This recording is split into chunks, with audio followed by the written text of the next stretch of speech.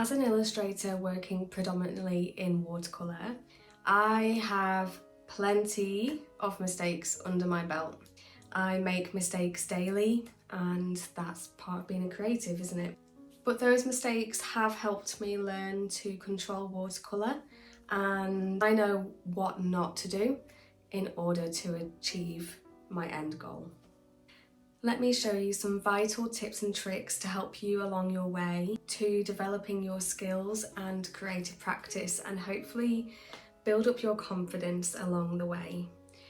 Watercolour is a delicate medium where you can achieve so many different results. You can achieve some really delicate details through fine layering. You can bring in some really bold structure and colour and tone to your piece as well, and you can use it quite simply. So in my opinion, watercolour is very versatile.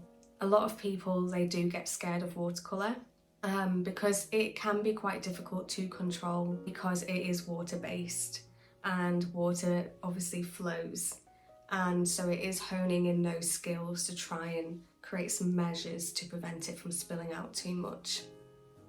During this video, I am going to take you through the basic supplies of what you need, how to use them, and then some different techniques that we will then use to create a finished piece. Now, as you can tell, I'm wearing autumn colours, and that is because I'm celebrating the start of autumn in Australia. So together I thought that we could paint a beautiful autumn leaf. In this exercise, we are going to be able to look at the main techniques that we need to control watercolour. And by the end, you will have increased confidence, increased knowledge, and confidence to go away and make your own piece of work. Now, what you will need is watercolour, watercolour paper, your best friend, which is a paper towel, brushes, 2 jars of water, a pencil and an eraser. So once you've got that, come back and we'll get started on creating a finished piece. Let's start with the basics and look at what we need to get started. We need watercolour brushes, and we need brushes made for watercolour as they've been designed to hold more water than brushes for acrylic and oil.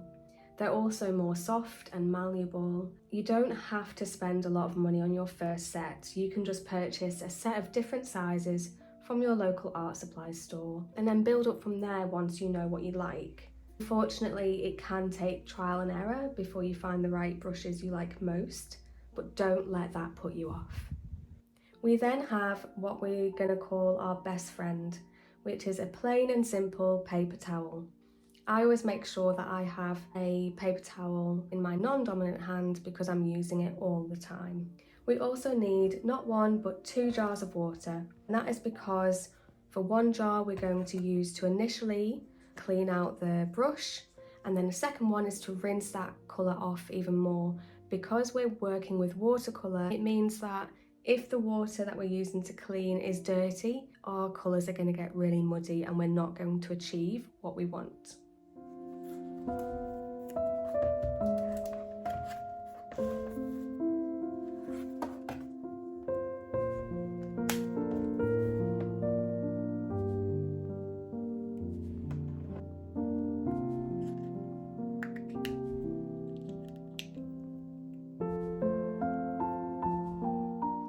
Now, most people have pans, and this is where they are in little pans with the colour squeezed in. They're really portable, you can keep them all together in one place. There are multiple different types of watercolour and they come in tubes, and that gives you the ability to choose exactly what you want, and you can use it for more deeper tones or you can use it to create multiple different palettes. And watercolour can come in different forms, such as watercolour pencils. For example, here we also have Caran d'Ache, which is a watercolour crayon. This is acrylic ink, this isn't watercolour, but you can get watercolour in liquid form as well. So it's all very exciting with all of these ways that you can use it, but for today we're going to be using a palette. Watercolour paper can be found in either single sheets or in very specific watercolour sketchbooks. I do have a video on sketchbooks which I'll link below that you might find helpful. But for today, I'll be working in my sketchbook. Okay, so just to start us off with actually learning a few tips and tricks, some basic things, I'm going to start off with just a scrap piece of cold pressed watercolour paper. This is 300 grams. And I've also got 2 sizes of round brushes. Generally, that's enough to get you started. So I'm going to wet my brush and I'm going to use this lovely pink down here. Now the first technique that we're going to use is just what we call dry. It means it's when we haven't got a lot of water on our brush. And you can see that there's a bit of texture here, and that's where the paper is pulling it off. And then if you want to go really dry, that's when there really isn't a lot. That's when you're going to start seeing these different textures coming through. And then we'll have a look at wet on wet. So this is where you just wet your brush. You're going to put a bit of water on. You can kind of see it there. Then we'll get that same colour. And this is where we're going to drop the colour in. And that was very, very, very light. I didn't do a lot with it. And this is where you can get that beautiful effect that watercolour is really famous for. And you see how it flows. And what you can do is you can add a different colour. I'm just going to use a nice orange, and I'm going to drop some of the colour in. And you see how that's starting to blend together. And then you can also pull the colour down as well to make it blend. Now this is going to be really helpful for when we do our leaf. To make it blend, you can start off with a small line here. And you see how it's stopping there. What I tend to do is I rinse my brush a little bit, take off a bit of the water, then I've got my trusty best friend here and just dab it on, just to get rid of the excess. And then I use the brush to drag it down. And so you see how it goes from light to dark. Once you've mastered how much water you actually need, that's when this becomes quite easy. But you get that beautiful effect of that ombre look. And this is what we'll use to make our leaf stand out. Okay, so we're now going to start on the autumn leaf. This is the exciting part because you understand some basic techniques and we're going to put it into a final piece. In the link below there is a reference that we will all work from.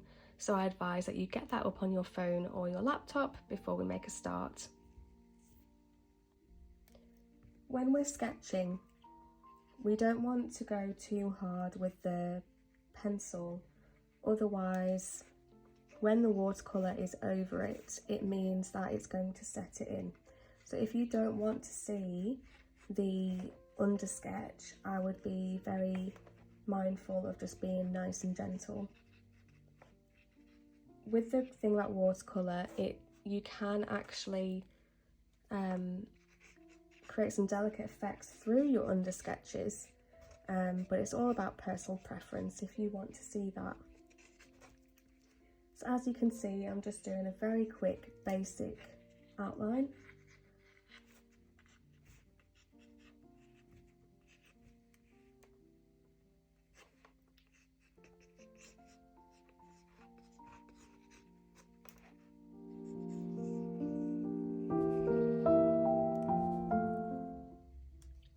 And I'm going to be very mindful about where we need to keep the white.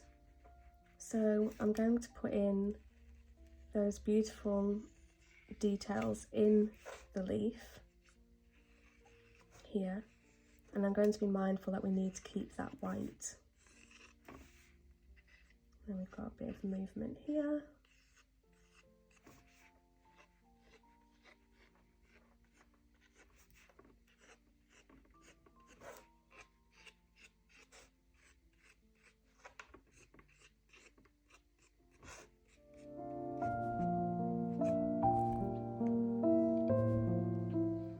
Okay, so on my ceramic plate, I have mixed some colours that I know that we're going to be using. So we've got the deep orange, we've got a greeny yellow, we've got a yellow, and then I'm also going to stick with a bit of that red to create some depth.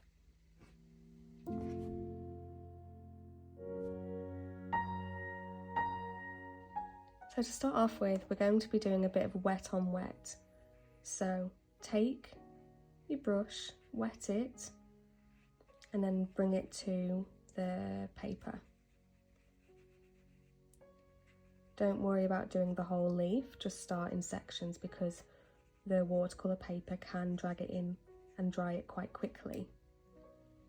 So now I'm just taking some of my orange and I'm going to take that in there, being mindful of the edges. And you see that if I'm dotting it here, and that's to create some texture. So you can be very, very gentle with this bit.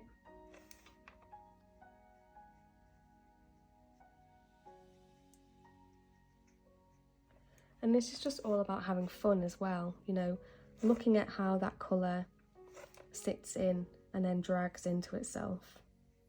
It's quite relaxing. So we'll do the same for the rest of the leaf, being mindful again of where those colours are. So we're going to have the orange and reds up to here, and then we'll have like the greeny yellows down here. So I'm just going to wet the rest.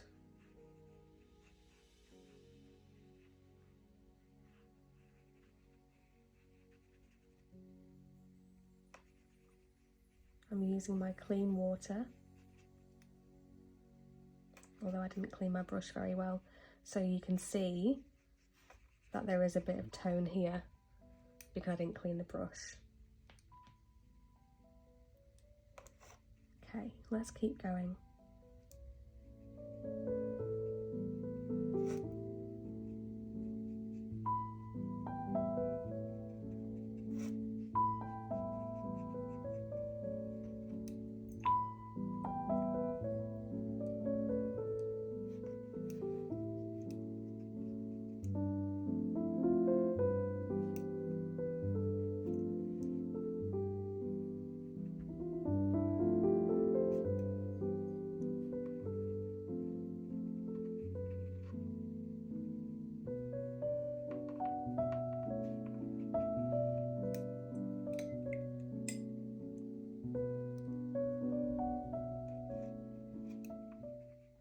So now we're going to go in with the green, and you see with that wet on wet look, it's going to blend in with the orange.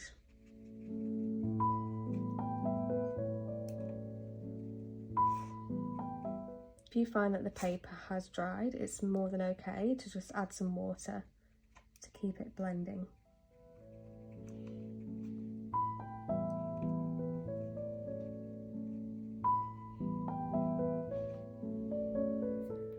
So now that we've left it to dry, it means that we can start working on the next layers. So these little fine details here, that's what we're going to try and leave out. In the reference photo, it's not white, it's just a lighter shade of this. So we're going to go in again. We're not going to go wet on wet. We're going to try and control it now by being very specific about where we want to put the colour. One trick is to not use too much water initially. You can always add more water afterwards, but it's harder to take off.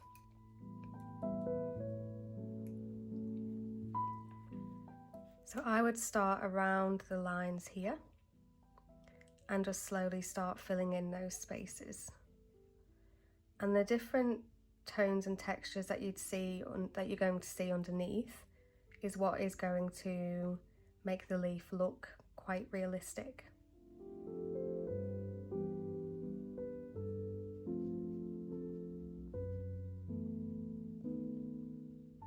And we can always use the wet on wet technique while we're in there as well to create some more depth.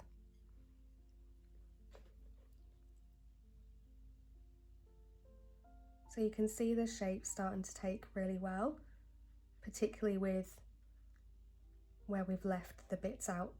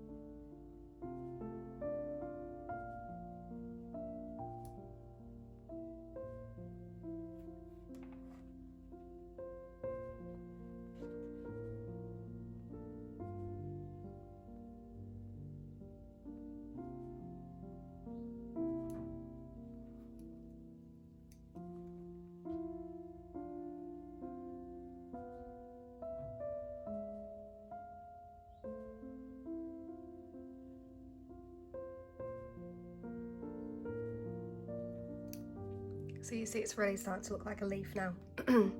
How exciting is that?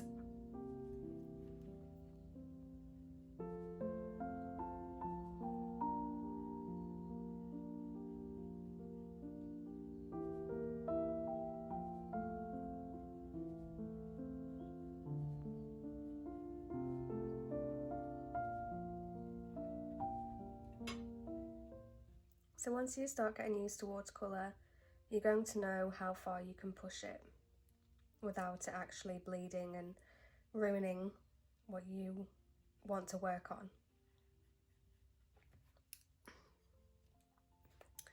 And it all takes practice, as does everything in life. We're not going to be experts the first time we try something or the last time we try something, because particularly with art and being creative, there's always room for improvement and play, and you know, it's ever evolving.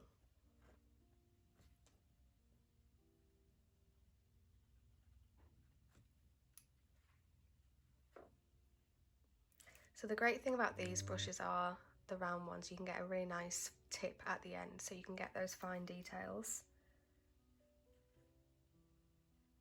and then fan it out.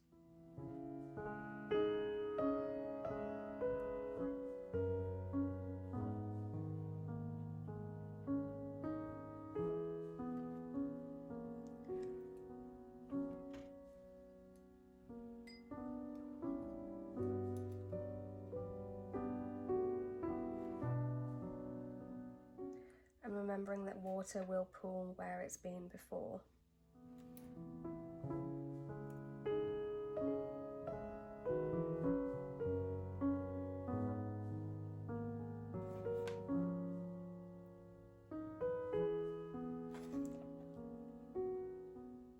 So as we're starting to come to the area where we're going to have the green,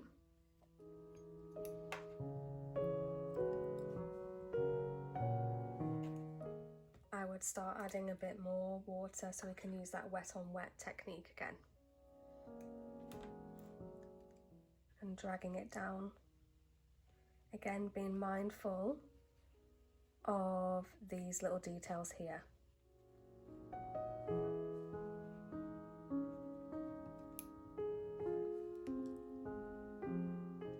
So now we're going to be using that yellowy green again. And we're going to be dropping in to where we've wet the paper already. And in where we've got the orange as well, because that is what makes it nice and looks blended. And remember, we can drag the water down too.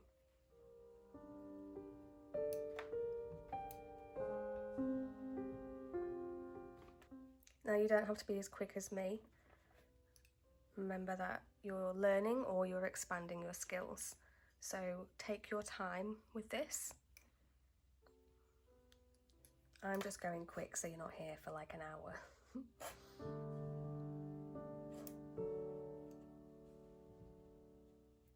So you see how it's really starting to form now. And if you do have any wet bits left in the orange, that's when I would start dotting a bit of the green in there. So there's a little bit here, a little bit there.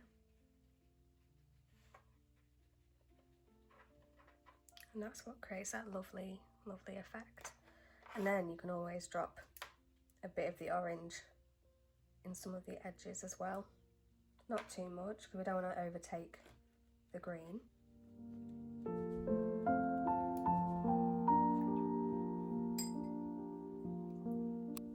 Okay, so now it's touch dry.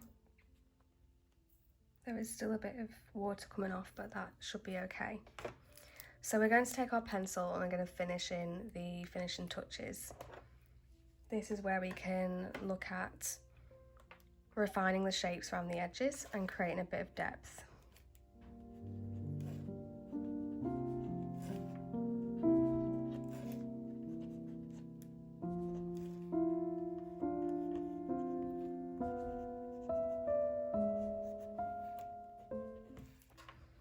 Again, I'm just going very quick.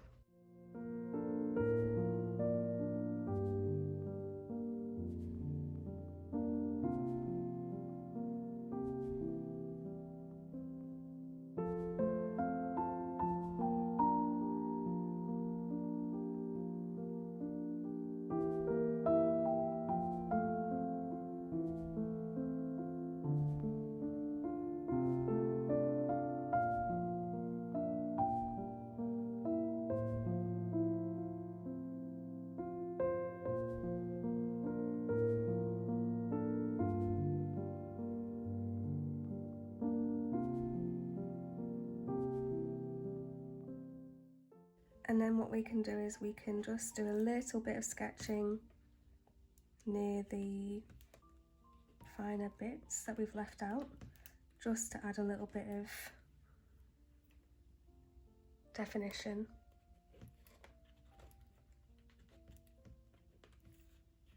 And then we can shade as well.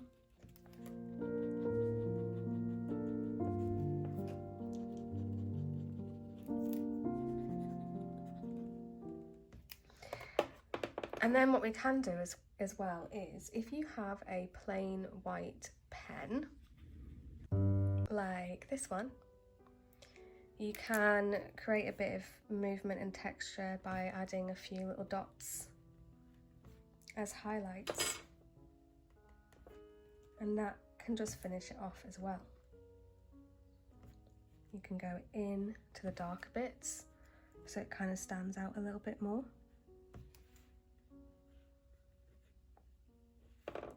There's no white in the image, but I think that's totally okay, because it means that we're just putting our own impression on it. We don't need to make it look exactly as it does in the photo, otherwise we could just have a photo in our house instead.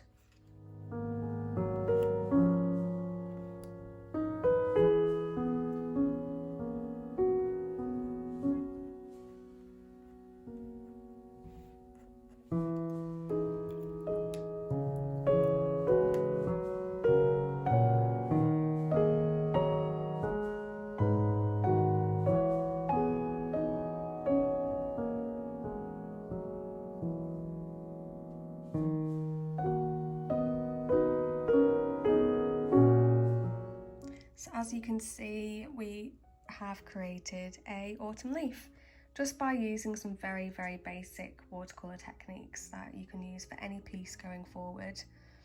Now again, this isn't perfect, this is just an example to show you guys.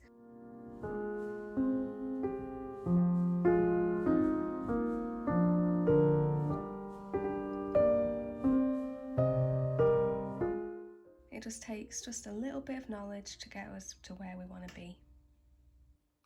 I really hope that this video was insightful and that it has helped you. I do plan to do a lot more videos about the wonderful world of watercolour, and I thought it'd be great for us to work together to start from the basics.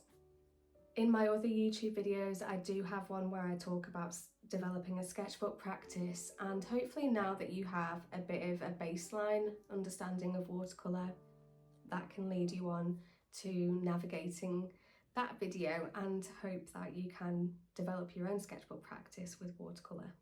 I just want to thank you so much for watching. If you've made it this far, I say this all the time, but it really does mean a lot that you've watched. And if you'd like to connect, I am most active on Instagram with my link down below, and I also engage through comments on YouTube as well. So if you'd like to reach out on a more personal level, please get in touch. Other than that, I hope you have a fantastic week, and I will see you next time. Bye.